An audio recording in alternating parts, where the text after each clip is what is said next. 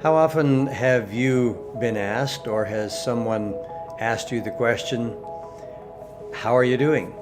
And the response has been, well, not too bad under the circumstances. Well, as followers of Jesus Christ and children of the living God, we don't really need to ever live under the circumstances. Jesus said, as he was preparing to go to the cross and speaking to his disciples, he said to them, I've told you these things so that in me you may have peace. In the world you will have trouble, but take courage, I have overcome the world. And then the Apostle Paul said in Romans chapter 8, if God is for us, who could ever be against us?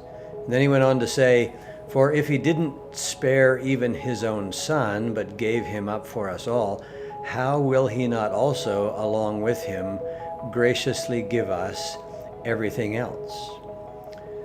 If we are focusing on the things that can be taken away or that we can lose, then our peace will often be disturbed. But if our focus is on things that last, that is on Jesus and on our relationship with God, then our peace need never be disturbed even when the circumstances are not favorable. If we're focusing on a person, then if that person disappoints us or leaves, we'll be devastated. If we're focusing on a career and the career goes sour, we'll be discouraged.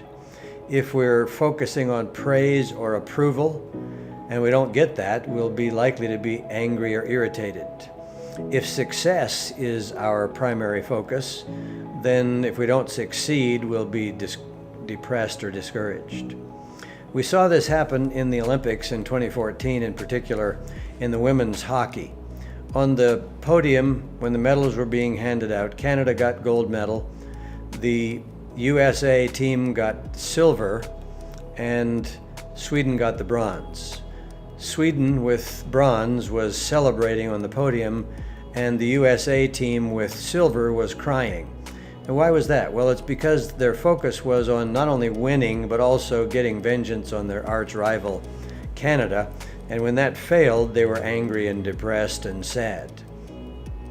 David was a man who lived above the circumstances. And even though much of his life was full of trouble and difficulty, as a matter of fact, he spent quite a bit of his time running from people who were trying to kill him. And I want to read to you a couple of statements of David's from the Psalms. The first one is from Psalm 52, when David was hiding in a house and there were soldiers around that house waiting to kill him. And this is what he said, as for me, I will sing about your power. Each morning I will sing with joy about your unfailing love.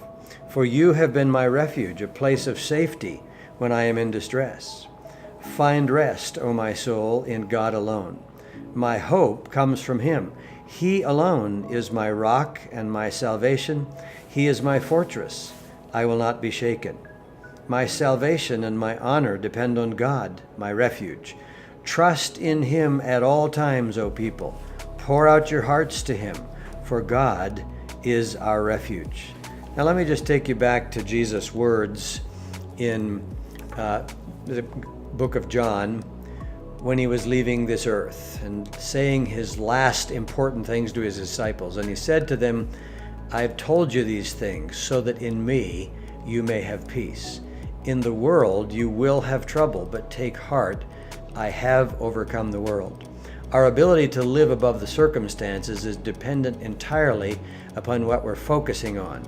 And if our focus is on Jesus and his ability to bring good out of every situation in our lives, then we will have peace.